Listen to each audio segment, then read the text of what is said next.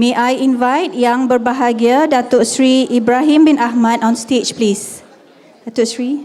All right, ladies and gentlemen, Yang Berbahagia Datuk Sri Ibrahim bin Ahmad, an alumnus of Universiti Kebangsaan Malaysia, is the Chairman Board of Directors for Universiti Malaysia Pahang.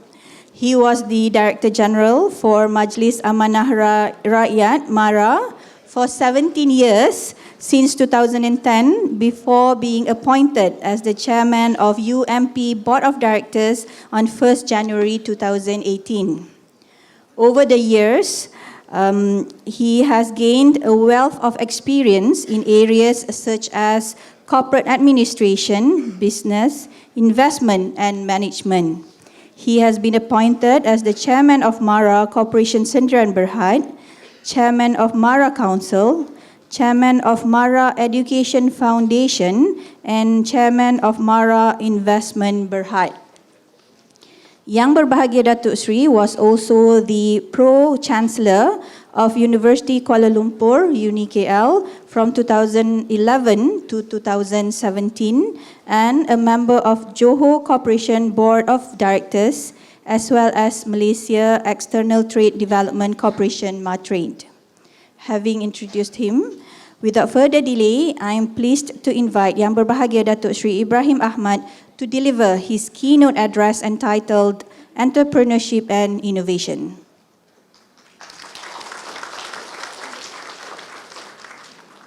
Assalamualaikum warahmatullahi wabarakatuh. Selamat sejahtera. Very good morning. Bismillahirrahmanirrahim. Alhamdulillahirabbil alamin. Wassalatu wassalamu ala asyrafil anbiya wal mursalin wa ala alihi wa ashabihi ajma'in. Allahumma salli ala Muhammad wa ala ali Muhammad. Prof. Nordin, the Director of AKEPT, distinguished guests, friends, and ladies and gentlemen.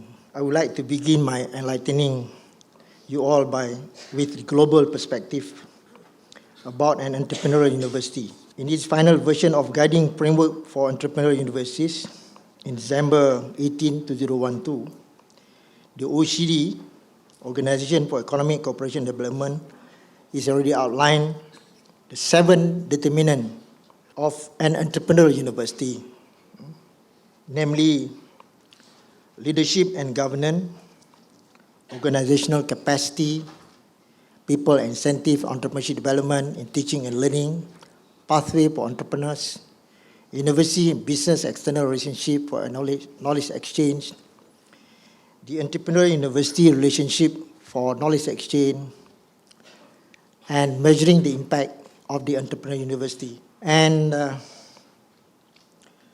despite this so-called characteristic of the entrepreneurial university, there is no standard definition to describe what actually the entrepreneurial university is. So, entrepreneurship is vital to boost economic growth and is a very much essential in transforming Malaysia to become a developed country. As entrepreneurial nation, we can see for the past 1 year when the Minister of Finance introduced the budget for 2019, the word we want Malaysia to be the entrepreneurial nation. I think that's part of the theme of the budget speech for this particular year. The present leadership led by Tun Mahathir Mohamad is already reintroduced so-called the Kementerian Pembangunan Usahawan. I was there. And now they call it Ministry of Entrepreneurial Development. After they call it Kapun at that time. The short form is Kapun, Kementerian Pembangunan Usahawan. The focus on the entrepreneur itself. How we should develop the entrepreneur. After the general election, so the reintroduction maybe somehow people see as the political move. But to me, in the higher education, what we should see is an opportunity for us to get all sort of direction for our university to contribute towards what the government wants. In this regard, I believe we still have a long way to go, but unless we start moving on now, we'll reach the United States Department of Commerce in October 2013 report entitled The Innovative and Entrepreneurial University, Higher Education, Innovation and Entrepreneurship in Focus state in its preamble. What they said, As other nations increasingly compete with United States for leadership in innovation, American colleges and universities are doing their part to maintain our leadership and to nurture more innovation, create processes and programs to commercialize that innovation and promote entrepreneurship as a viable career path for us. That is what the Department of Commerce in the United States is already prepared. Malaysia's economic size is in no way comparable to the United States, yet we do have the advantage of our diversity. In fact, Malaysia, we are a very unique country. We are multi-racial, multi-religion, multi-ethnic, and then so many mazhab within that ethnic, and so many political parties. In fact, we are, the Pakatan Harapan or Barisan, they got the Barisan already, you know. The Pakatan means we are so democratic. And that's part of our strength and our branding, just like American. In America, if you are Chinese, they don't claim you are Chinese, they claim you are American Chinese. Korean Chinese. If you go to some part of the America, in particular on the west, northwest, California, some of the states, they will talk on that. Very diverse and very unique of the society. Historically speaking, if you take the advent of Islam to this country centuries ago, the faith was brought by way of entrepreneurship, when Arabs and Gujaratis from India, merchants, came here not only to trade, but also to take the calculated risk and to preach Islam to the people. This risk venture reflected the merchant resilience, courage, and their ability to learn from feedback, which are the key entrepreneurial trait. I think all of you understand the history of Malaya at that time, that how we convert to Islam actually was involved with the role of entrepreneurs. So diversity should also positively impact the way our universities are managed, and this could be innovative capitalized to inject the university in entrepreneurial mindset.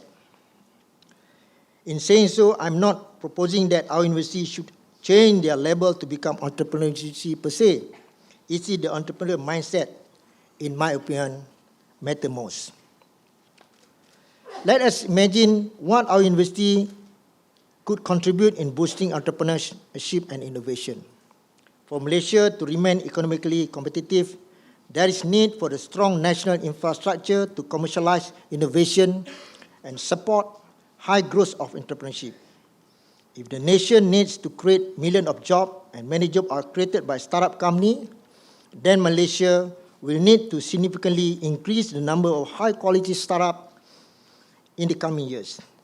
Thus, in Malaysia, universities' knowledge-based products and services actually are a significant source of the ideas and the research and development that are the value proposition of this high-growth startup.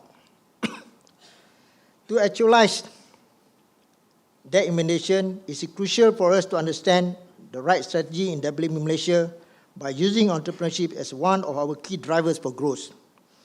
In that regard, the simple economic theory production, in my opinion, sufficient to help us visualize this scenario. How the role and function of the four production factors, namely, of course, in economic, they got land, labor, capital, and entrepreneurship, and they are actually interlinked to one another. This is basic. I was trained as in economic sector, so probably my orientation is toward that, but it's okay. But these are the basic component of production theory, which we know. But at the end of the day, how the entrepreneur drive all these production factor to be profit. Now that we know for the certain that Malaysia could prosper more with sustainable entrepreneurship ecosystem, there are four challenges that need to be addressed. One is developing Malaysia, creating an entrepreneurial society, developing entrepreneurial people, and catalyzing entrepreneurship through universities and other institutions of higher learning. What I'm trying to say here, if you want to be a developed nation is considered as an entrepreneurial nation. In order to develop the entrepreneurial nation, we need to create the entrepreneurial society. We need to create more people that very entrepreneurial. So the role of university is to create more entrepreneurial people produced from our university. That's why I always portray the idea of the university must be turned to be the entrepreneurial-based organization. These are the message actually behind how actually we calculate the end result. Entrepreneurship need create entrepreneurial society, need to be created more entrepreneurial people, and the engine or the organization to produce the entrepreneurial people must also be turned to be entrepreneurial-based organization. Okay? Tension ni semua tengok. Relax. Our current education minister yang berhormat Dr. Mazli Malik, of course to mention his name, often spoke about university for society. And in addition to that, he repeatedly stressed on the role of university as a problem solver to the society. This is another point that university should take this opportunity. But how do we translate this as far as university entrepreneurship ecosystem is concerned?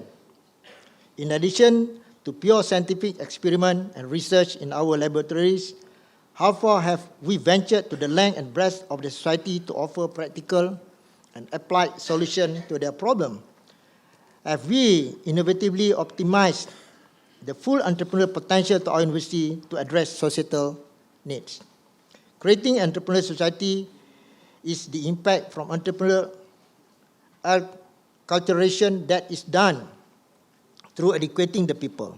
The role of university in this regard is vital and significant, but unless our university focus more on producing outcome rather than output, this potential could never be capitalized to maximum.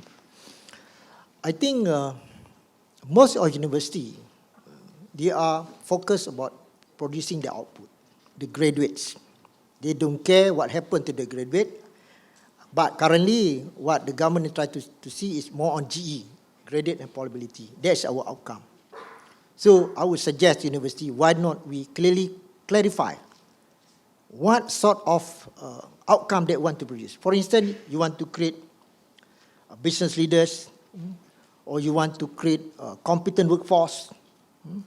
For MTUN, for instance, UMP, UTM, UITHM, UNMAP, I think our focus strictly focus on the measure our outcome is creating global and marketable competent workforce. They have to work, you know. And at the same time, we also consider to produce the potential technopreneurs, the technology entrepreneurs, because they have been trained on the technology, so we need to create more technologies entrepreneurs. So these are to address our GE issues. This desired outcome could be produced if we have the right ecosystem in place. Again, this is not the question of simply putting on the label and declare ours is entrepreneurial university. It's the culture within the ecosystem that really matters, and it goes beyond superficial slogan or tagline. This is the very reason why I always regard the position of Deputy Vice Chancellor, Student Affairs and Alumni. I think some of you maybe disagree with my point here. Come first. That means Timbalan Naib Chancellor, Deputy Vice Chancellor, Student Affairs come first after the Vice Chancellor. Second, then followed by the DVC Industrial Linkages for the comprehensive, and after that R&D or PNI, and the last is Academic and International. Hormat TNC bawah saya. Kenapa aku diakhirkan? No. Yalah, dulu okey, dulu masa kita punya, when our academic system are not in place, we are not get the ranking, the standard, yes, we focus on that. But now our ranking, I think Universiti Malaya, I think we can be proud. Universiti Malaya, Kebangsaan, or the RU. We are already, is a global, all universities, especially FPTA, we are global. So our ranking, our standard is really there. So now high time for us to focus on that. My experience during my tenure as a DG Omara, we have one university at that time, University Kuala Lumpur. In fact, the post of university, we don't call it Vice Chancellor, we call it President. President of University Kuala Lumpur. And CEO as well.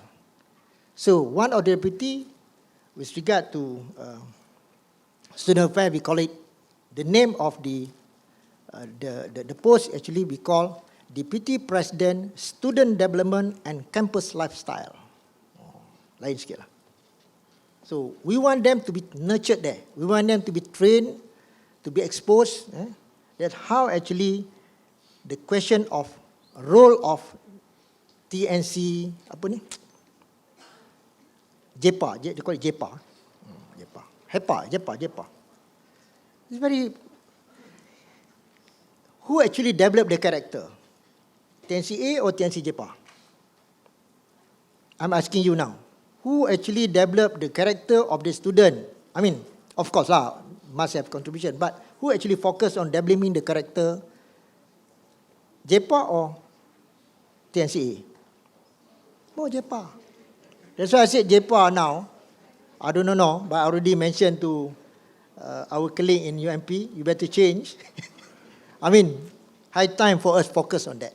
Vibrant campus life and exciting campus experience must first be in place in order to create an atmosphere that is conducive for entrepreneurial ecosystem in university. Bukanlah tak penting, TNCA ni penting. Sama gaji pun. Naik pangkat sama je, don't problem. Boleh temu duga. Dapat belum tentu lagi. I can share you the experience temu duga, no problem.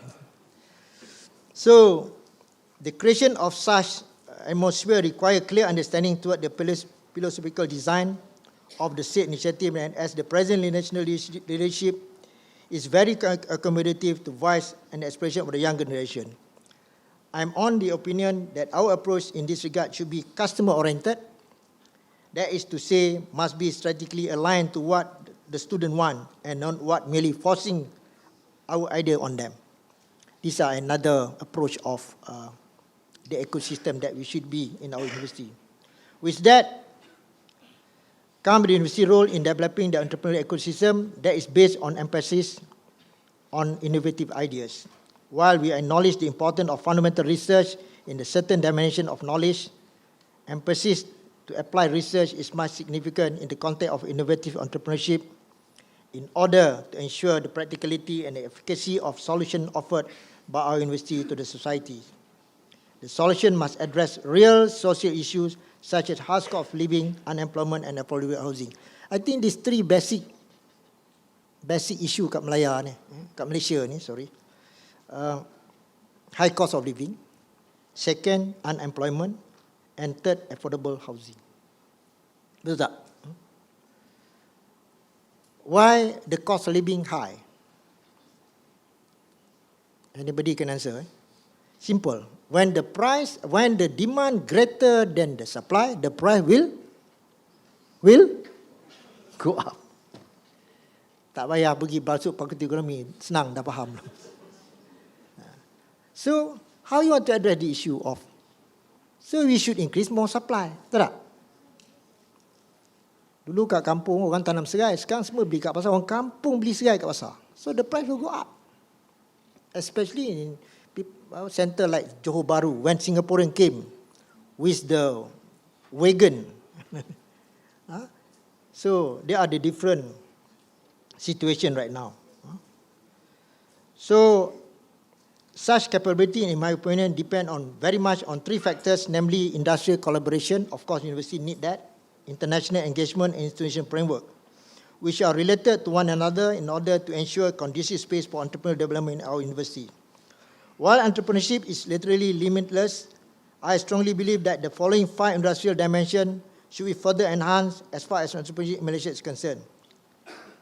This is my personal idea. I think the quick win for our industry in Malaysia, we should focus on very few. Don't talk about so much about all industries. You focus first is food-based, is agriculture industry. Go back to basic. Any developed country, they focus strictly on food. Ni makan punya. Bukan tanam kelapa sawit. Kelapa sawit tak boleh makan. Boleh makan kelapa sawit? Tak boleh makan. Need food. Sayur-sayuran, all these things. Second, tourism. I respect Malacca. Malacca one of the best state in terms of as far as tourism is concerned. Pergi Antuah, tu ingat besar meja ni je, pergi Antuah. million people came and visit. When I was studying in Malacca in 1970s, took my secondary school in Malacca. Masa tu tak ada lagi kubur Hang Tuah. Yang ada kubur Hang Jebat, Lekir, Kasturi, Lekiu. Sekarang dah ada. When I asked them, how come you have untuk apa? Dia kata, we create value. That is entrepreneurship.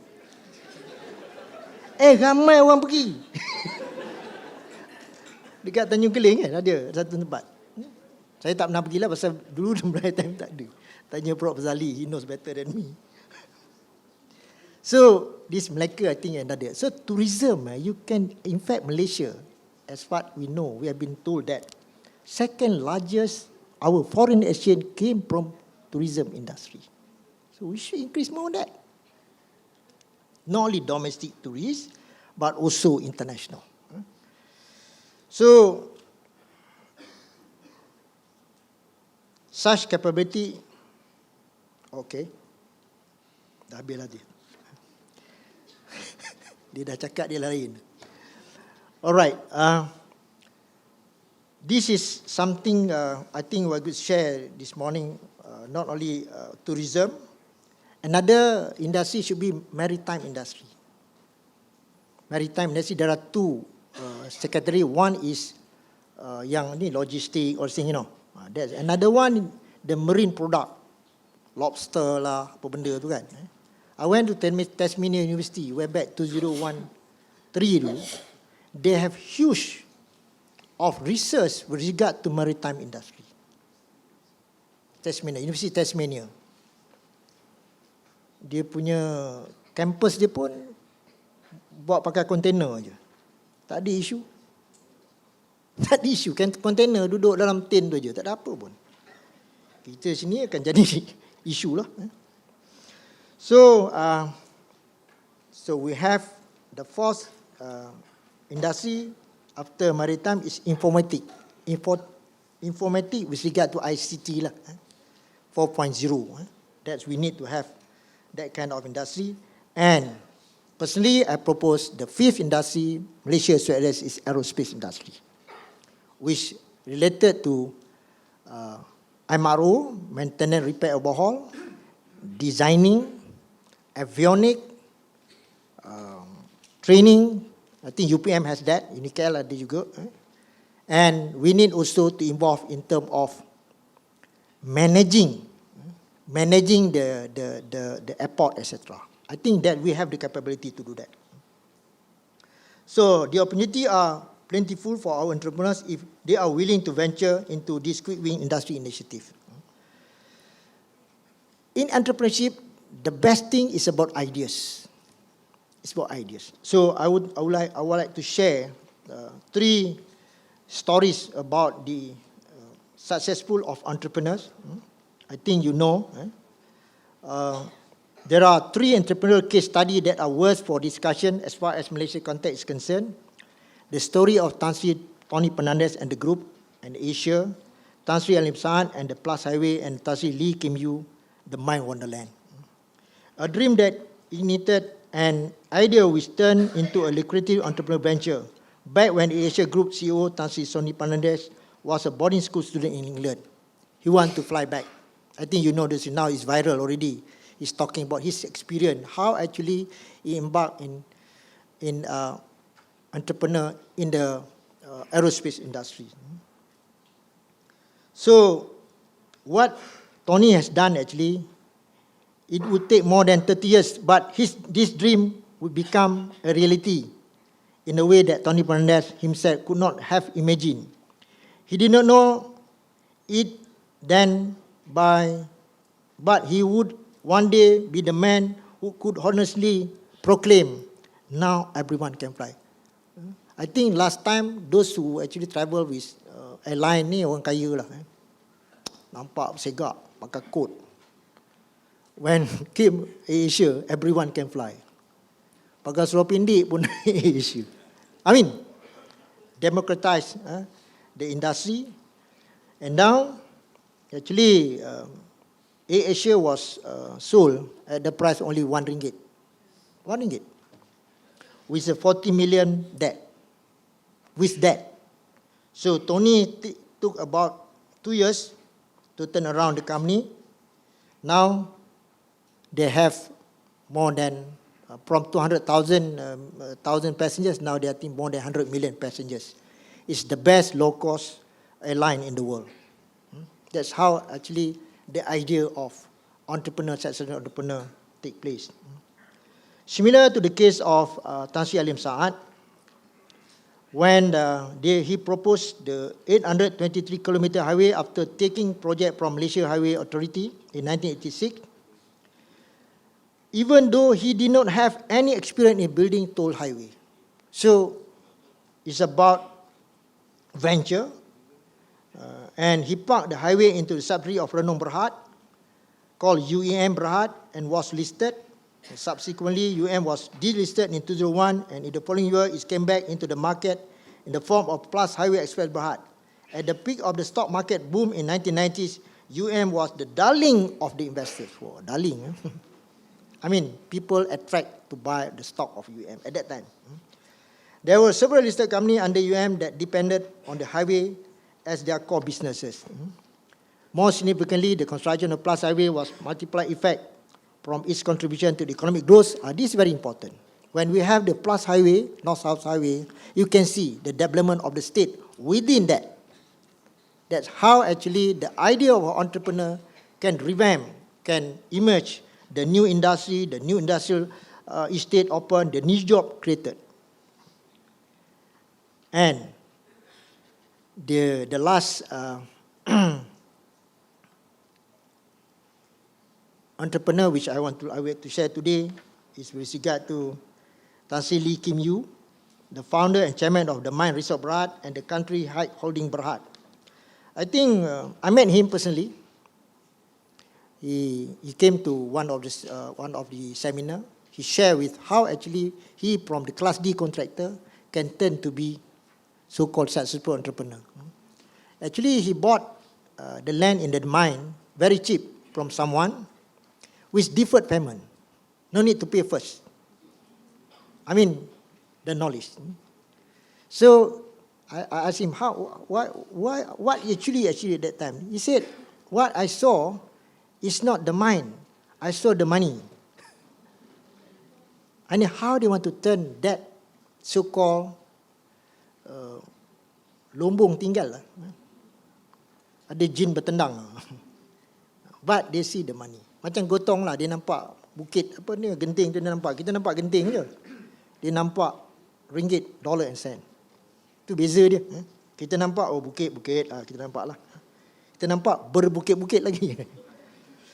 Alright, so how actually they turn around that 1,000 acre wasteland in 1988 for about, he bought actually, acquired about 50 million at that time and deferred payment. And Country Height Holding spotted the potential in 150 acre world largest open tin cast mining lake to become the mine wonderland, described then as Malaysia's 7 wonders. For the 7 components that make up the 2 billion development GDP. This consists the super exclusive mine resort and golf, the mine wonderland or leisure theme park, the mine shopping fair, the mine beach resort, the mine waterfront business park, Palace of Golden Horses, the country first resort hotel with a queen theme. I asked him, why you choose horse? Horse, everybody like horse. Muslim, Christian, everybody. In fact, atheists also like horse. So he said, we want more global and more universal. And they have also the largest exhibition center, Malaysia International Exhibition and Showroom. These 3 stories clearly illustrate that innovative entrepreneurial mindset is something unique and special, yet as a value we cannot simply regard it as gifted to certain individual. It is a value that could actually be cultivated, nurtured and grown in the right environment. The environment that encourages our youth, our students to be mutually bold and courageous. The environment that ignite flaming ideas among our youth, the environment that follow our youth to learn from their mistake, the environment that permits our youth to take full responsibility over their decision and action, while the government caters for the nationwide ecosystem. I firmly believe that the said environment could be best created and sustained in our universities. That is the very reason for our discourse today. I thank you.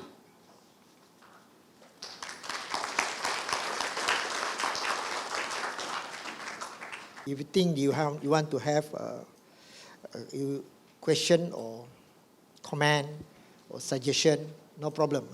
I would like to open to the floors. Dia cakap tak boleh lama. That's why my plan is only 20 minutes.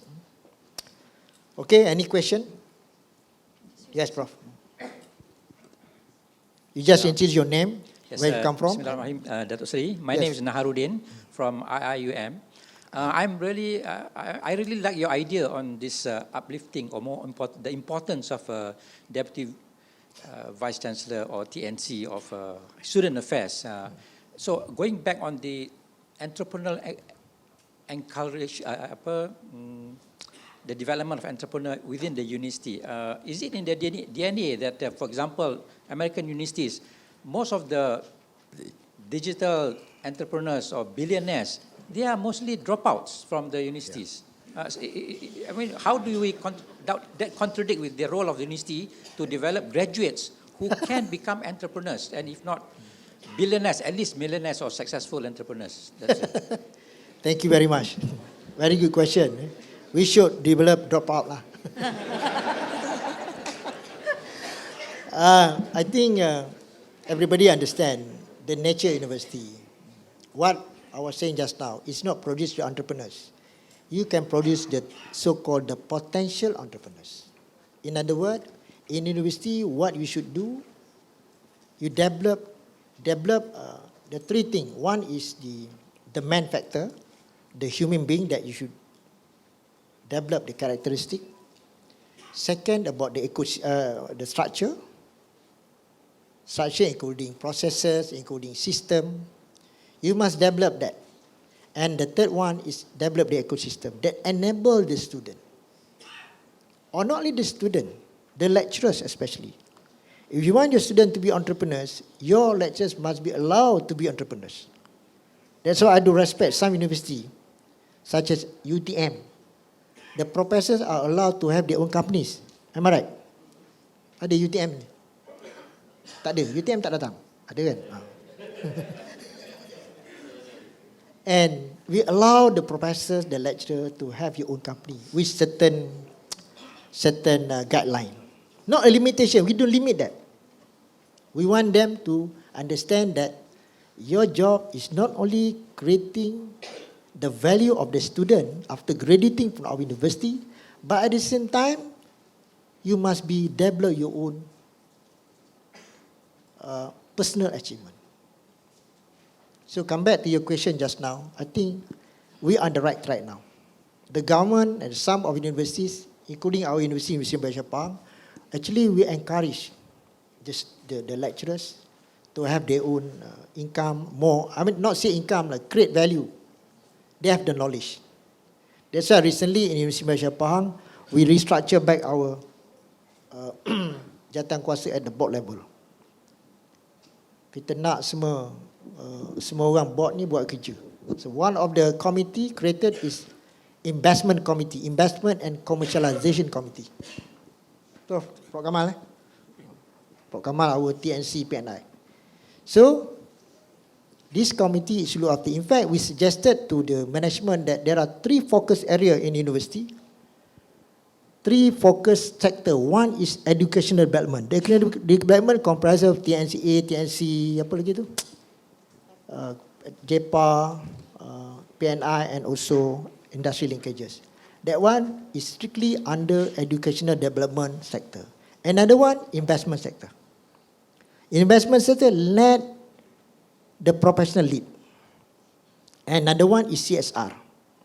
Some university you have already your yayasan. It's good. So if you check any organization now, they focus on the three things: development, investment, and care. So, just by restructuring our university, that actually allow the management, allow the lecturers, professors, and also the student to be more entrepreneurial.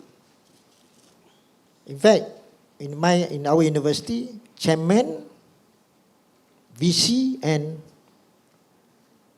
pendaftar, CO, we call it CO, tidak dibenarkan duduk mana-mana nak syarikat. Lain duduklah. 3 makhluk saya tak boleh. Sebab kita nak jaga governance. Sebab tu tak ramai orang nak jadi VC sebab tak boleh berniaga. Tapi kebetulan, for the last exercise of our new VC, I think paling ramai, 23 orang mohon. 17 hadir, recommended 8, interview 5, dapat sore. Saya yang tak dapat tu bukan tak layak, dia tak dapat aja. Minta maaf lah. Okay, so there's no, tak ada pencanggahan lah in between. But I propose to focus more on the HEPA ni, sebab budak-budak ni, dia need people to guide. Budak-budak sekarang, dia structured tau. Budak sekarang ni macam pegawai sekarang, kalau kita tengok, kebanyakan those yang younger ni. When you ask them to do something, you kena prepare dia punya skema dia. You cannot minute sila urus, syahid lah John. Atau please take action. Take action. You got to, okay, please take action, number 1, number 2, number 3. These are the problem of our system. Sebab tu anak saya tak benarkan begitu. So we need to change the model.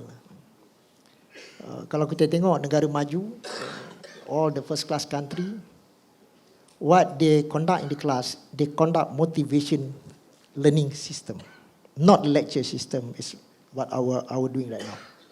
Motivation, dia ada role play, dia ada game, dia ada kelas tu interesting lah. Lecturer datang pun senyum kan, tak ada muka mencuka je kan. Tahu mencuka? Muka tu naik angin je. Kita pun tak datang kelas. Wangi. We need that. We need that environment now. We cannot simply taking advantage on, kita lecturer, we know everything, then the student. I think the most important thing in the university, at least 2 messages. One is the student, another one is the lecturers. The third is the pentadbir. Pentadbir. Dia kena ada 3-3 ni. So, kalau TNCA ni, you dah benda tu dah 3.1, 3.2, 2.67, standard dah, betul tak? Nak masuk UM kena ada berapa A. Semalam dia rayu kat saya, dia tak dapat masuk, dia asasi tak dapat 4 flat. Nak buat medik 4 flat. Tu yang flat tu. 4 flat. Maknanya satu makhluk yang tidak ada dosa lah. Sorry to say that. During my time, when I was studying, when I took my diploma in ITM, dia tak ada, dia start dengan 1 point. Dia start with 0.00, 0.0, dia double. 2.2, 2.33 tu macam tu. Dia tak ada macam kita kan 2 point, 2.67, straight 2 point. During the first institution conducted the examination based on CGPA is ITM way back 1970s. I was there. Jadi I know the system. But now I tengok dia ambil, that's why saya kata academic approach, we are already at that standard. Of course dia kena jagalah, takkanlah kita nak turun downgrade pula TNCA tu daripada jurusan A jadi pula grade 5.4, tak boleh lah. Masuk Pak Im tu dia sama standard, tapi fokus kita, our focus should be given on the more on the student development. Okay? Next question. Assalamualaikum. Kat sini. Yes. Yes. Nama saya Ayub daripada Nusantara. UUM. We met 2 weeks ago. I think Yes. last week. You mentioned about the need to develop entrepreneurial skill among lecturers. You mentioned about UTM allowed lecturers to own companies. And earlier on, Prof. Nordin also mentioned about commercialization. Now, the way I look at it, while we are encouraging universities to have a good ecosystem for commercialization, but at national level, these are not happening, I think. I give you one example. JPA, for example, issued circular imposing certain percentage, meaning public servant cannot own more than 5% of the companies. And this, I think, would discourage lecturers to be entrepreneurial, to own companies, even though UTM allow that, but this is not across the board. Some universities are afraid to do that.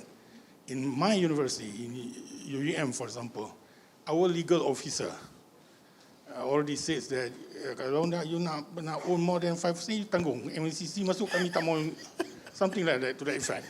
So I think at national level also, JPA and KPM and other ministries should sit together and think of better policy to encourage entrepreneurship among one aspect of your speech on lecturers.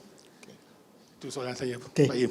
Thank you, Prof. In fact, there is some idea now, which I don't want to say from actually siapa kan, tapi they want our university just like our friend in macam Harvard. Harvard dia bayar gaji 9 bulan je. 3 bulan profesor kena cari duit sendiri.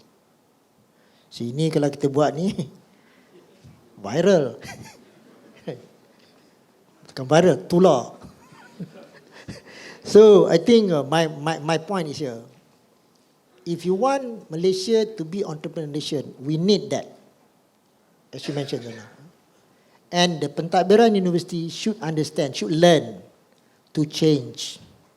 Macam saya cadang tadi lah.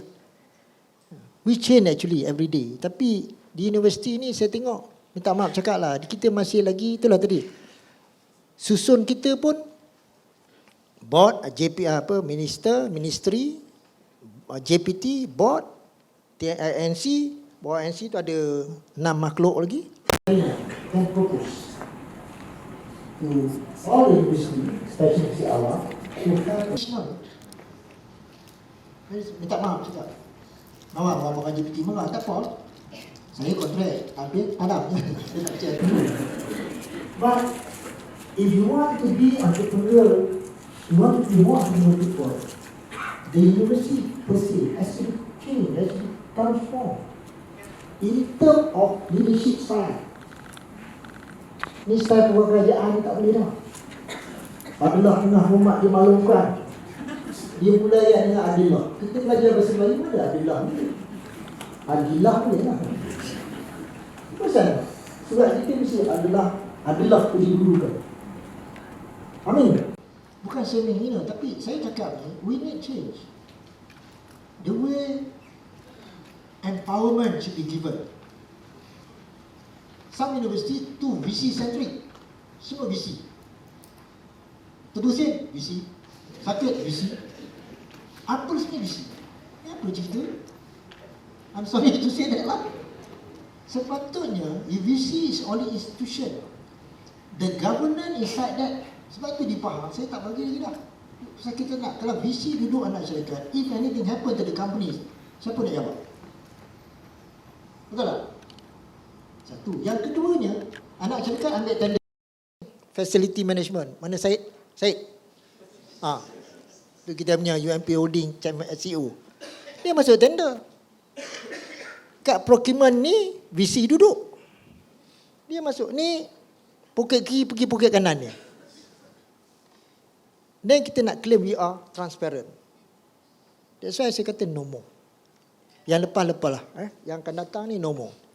So, in Pahang now, our next board, UMPH, in fact, UMPH, chairman dia pun kita ambil orang luar. Kan? Bekas chairman sebelum saya ambil alih tu. Datuk Hilmi. He has his own listed company. Apa nama company dia? high-tech padu. Dia dulu CEO PNB, Pengguna Nasional Berhad. Dia dah biasa ni semua, Gatri semua dia jaga kan. Bagilah dia. Janganlah chairman nak chairman semua. Chairman tu, chairman ni. Kerja dia menchairman je semua. I don't like. Sorry to say that lah. Zaman kita ni nak guna kuasa kepada semua orang ni dah berlalu lah. It should be, dipanggil apa? Faraid lah sikit. Pengalaman saya jadi ketua pengarah mara 6 tahun 7 bulan. Saya tidak duduk pun nak syarikat. Satu pun syarikat saya tak duduk. Saya jadi KP cukup. Ketua pengarah dan timbalan pengurusi Majlis Amanah Rakyat. Jadi bila berlaku pada anak syarikat, saya boleh ambil tindakan. Banyak isu kat dalam mara kan. Kita boleh ambil tindakan. Kalau kita duduk dalam sekongkol dengan dia, siapa kena? Kita dulu kena tau. Itu pun SPRM jumpa saya 3 hari. Ini kisah benar. Tapi oleh kerana dia tidak terlibat secara langsung dalam proses tersebut, alhamdulillah lah, masih boleh berucap pagi ni lagi.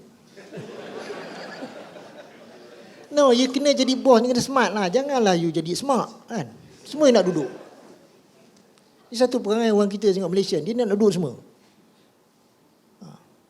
Dia minat sangat. Lepas tu ni dia tak dapat. Tuan-tuan dan puan, when Tun Mahathir took over, 3 things dia beritahu dekat KSU dan saya dapatlah maklumat tu. Yang pertama dia kata performance. Anybody in any institution, the government, especially IPTA ke apa masuk, the first is performance. Your KPI. What is your KPI? Dekan, apa KPI dia? Timbalan dekan, ketua jabatan, pengurusi poin, whatever, you kena ada KPI. Second, processes. Processes ni dulu dia panggil apa? SOP, standard apa? Operating procedures. Tata cara. Nak buat kerja kena ada tata cara. Procurement. Kalau anak kita mohon kerja, kita jangan chair. Menantu kita mohon kita jangan chair, kita keluar. Declare dalam minit tu, saya telah mengeluarkan diri saya daripada jemaah ini. Sementara lah, jangan keluar terus. Then, the third is governance. Urus tak habis. Jadi, if you have these 3, insyaAllah dapat CJ bersih. No problem. No problem. Kita buat satu kerja tuan-tuan, kena ingat, why we are here. Macam tu dia, why we are here. We really want to think, want to share. At the end of the day, we have to go back and do something. That's the value created. So to me, your point tadi, we take note. I think the JPT and the, of course, at my level also, we are going to do that. Dalam Universiti Awan pun macam-macam juga dia punya kemahazapan dia kan. Ada yang ada kunut, ada tak ada, semua ni kan biasalah kan. Alright, question? Don't worry, pangkat tidak akan Datuk Seri, ditahan. Yes. saya pun ada satu soalan. Saya Uda Hashim daripada UNIMED, PNC, PNI. Actually at the university level, entrepreneurship atau entrepreneurial university, normally we associate with innovation. Okay, innovation. So maksudnya, kita cuma allow lecturer untuk open the startup spin-off. It's only based on the IP, innovation. So sekarang ni banyak masalah di universiti ni, kita banyak IP tapi tak boleh nak di-commercializekan. So most of the innovation yang kita buat tu is a innovation based on technology. Sometimes our audience or customer outside the university, our people here in Malaysia, we are not ready to adapt all this technology driven by the university. But if we sell all this product ataupun innovation outside the country, in America, in Europe, maybe there is the buyer there lah. Tapi di Malaysia ni tak ada, kan? Everything when we do must be is leading in the world lah. So cuma sekarang ni macam awareness. Siapa sepatutnya create the awareness? Kalau di America, before the certain technology comes out to the market, so the government, they will do the awareness. They spend a lot of money to do the awareness so that people can accept. Tapi di Malaysia, the reason why most of our innovation at the university level, you cannot penetrate the market because of the people is not ready to accept all our ni. Okay. So maksudnya bagi saya lah, kerajaan they should take this tanggungjawab ni to create the awareness. Okay, that's satu benda.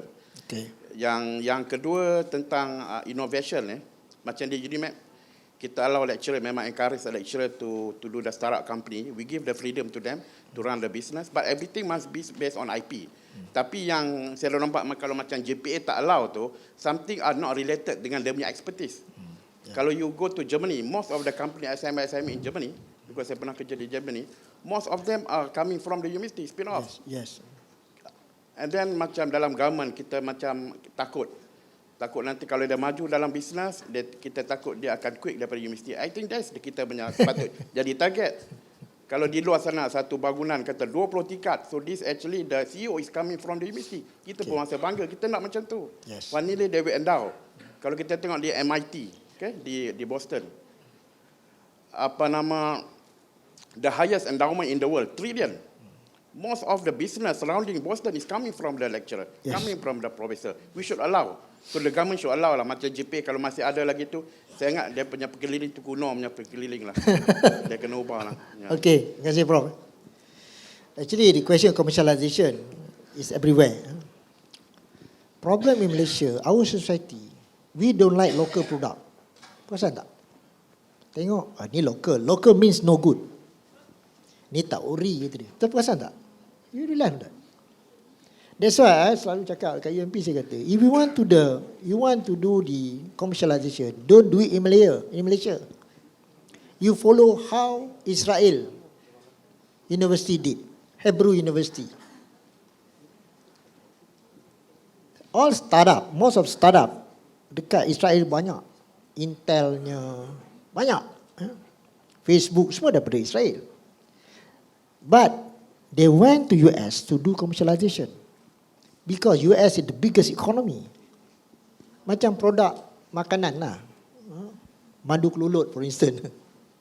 Kalau you boleh commercial kat US, you dapat FDA endorsement, Food Drug Administration endorsement. Your product is really global. Saya sampai suruh, sampai dah pesara dah saya punya TNC dulu. Pergilah saya ke US, saya bayar tambang. Get the contact, do that. Pasal Malaysia punya mentality, dia fikir kalau dia buat dia asal lokal tak bagus. Itu mentality. You have to change that. So I suggest more university buat satu team. I think one of the UMP holding boleh buat lah. I mean, holding company can do that. Get the partner in the United States or Japan. Japan ni lagi strict sebenarnya. The best is US lah. US, dia open sikit. Then you do your team, do the commercialization. InsyaAllah kita boleh berjaya. Because IP kita very good. Di UMP ada 580 produk. Kan? Tak commercialize. Idle. You know. Profesor buat nak kena dapat profesor. Kan? Tidak tak naik pangkat pula. So I agree with you. We need change on that. Another term is innovation. Innovation ni, because entrepreneur ni memang dia inovatif. In Johor, there's one, in Johor ni, I'm from Johor, orang takap mi rebus. Semua orang, bila tengok orang buat mi rebus, Pak Ji Wahid bagus, lain pun nak buat mi rebus, semua mi rebus. Ada satu orang ni, dia buat mi rebus, campur tulang kambing. Tu dia create, dia punya Blue Ocean, dia create new market space. Dapat lari daripada mi rebus yang keliling ni. So kita kat sini kena macam tu jugalah. Innovation require all the time, not only one time. That's why Kotler kata apa? Philip Kotler kata, you have to run faster all the time. Not one time. Run fast, bukan run fast, run faster all the time in order to be at the same place. I think you understand apa punya message tu. So, that's come innovation. So, innovation ni bukan saja produk, services, perangai kita pun kena innovate. Kadang-kadang produk bagus, tapi our character not compatible to the product. So, it's going to be another failure. Some professor ni dia buat produk, dia juga nak jual. I think that's wrong. You do what you good at. Jangan you buat style macam Mak Minah buka kedai makan. Dia goreng mi, dia pergi pasar, dia jaga pelanggan, dia basuh pinggan. Tak boleh, Prof. You are professor, you do your job, you get the IP, get someone else, get the expert to do that. That's my personal opinion. Kita bukanlah juara segala-galanya. Boleh, Prof. Tapi yang tadi tu saya memang kena tukar skala tu. Ada orang JPA ni. Kena tengok skala. Maybe kita boleh buat ini. Jangan buat semua. Buat untuk universiti dulu. Dan universiti kita kata akademik dulu. Boleh. Kita ni asyik takut. Takut yang tak ada hantu. Asyik takut je. Kita patut takut Tuhan, bukan takut hantu. Boleh, saya ingat kalau kita buat sikit boleh. Pengalaman saya dulu, kita marah nak buat ulu albab. Ingat ulu albab? Saya pun tak faham apa benda albab ni. Ahmad Albab tahulah cerita tu. So when we want to do that, the instruction from the political masters, so kita kajilah, kita buat. Memang kita bentang, bila kita bentang kat board tanya, why you want to produce this? Are you produce ustaz? Or you want to produce pembaca talqin? You know, a lot of question. Macam kita buat Cambridge tu, gitu juga. Why must Cambridge? Zaman kita memanglah, kita punya MCE dulu kan memang Cambridge kan. Zaman saya dulu memang Cambridge yang sign. Zaman saya lah. I was born 2 months before Merdeka. Consider British citizen lah. Saya dengan Datuk Tengku lah. My senior. So, actually benda-benda baru ni, memang you kena ada, orang kata melawan, bukan melawan arus. Apa dia panggil? Challenge the status quo. Memang orang tak suka. Orang tak suka. Macam cerita sekolah bawa handphone lah, kan? Kita dulu, saya 2008 kita dah benar bawa lah handphone. Because handphone, budak duduk hostel, tentulah nak kontak mak bapak dia kan. Kita nak mereka disayangi dan menyayangi mak bapak dia. Yang kau simpan, tak boleh, sekolah tak boleh bawa handphone. Ni apa ceritanya? Kita kan berada di zaman lagu-lagu 60-an lah. Sekarang ni dah lain kan. So to me, we can. Bukan challenge tak baik. Challenge for the sake of negara. I think boleh. Okay. Thank you, Datuk Sri. Ada satu lagi. Satu lagi soalan. Okay. Okay. Yes. Pak Im. Just want to share and comment on consultation ni. I was at UTM lah back in 2010. Now where are you? UMK. Oh, congratulations. Okay. So back in 2010, we're looking at how we can create innovation ecosystem at the universities, and we have a tagline of entrepreneurial research universities. So the issue of how we can move the lecturers into startup companies and so on. So as the general order mentioning about 5% equity only, up to 5%. So we prepare a paperwork that try to unlock the general orders ni, and we submitted to JPU and also LPU lah as the board decision. And we managed to get through and approve that allow any lecturers to own the equity in companies more than 5%. We don't spell out any percent, right? So based on that policy, we can see some of the success story already been developed at UTM. For example, Dr. Yong Chi-Fai on AGV, automated guided vehicle, and then Natural Keys, several other products been produced and developed as a startup companies. So I believe the ministry have given autonomy to the universities, and it's up to the process, you mentioned about process, governance, that we need to develop and prepare a real good paperwork that need to convince the JPU and also LPU, the board members. And I believe UPM also have done it. So we can always not reinvent the wheel, Yes. but share the best practices and so Yes. on. And now we have created what we call ITMA, Innovation Technology Managers Association, where all the tech transfer officer group together to share their best practices. And I believe we can do it. Thank you. Think good lah. I agree. 120%, tambah 20%. We change. High time we change. If you change, someone taking over. So I agree with Dr. Arham. Anyway, congratulations for UMK, DVC. Good. I think TNC, PNI can prepare some of the special papers and bring up to the convention like this, and then go back to your LPU. In my LPU, in our LPU, we more than half are industrial background. They are entrepreneurial mindset. In fact, the social entrepreneur also inside our board. So they can help us how to go out.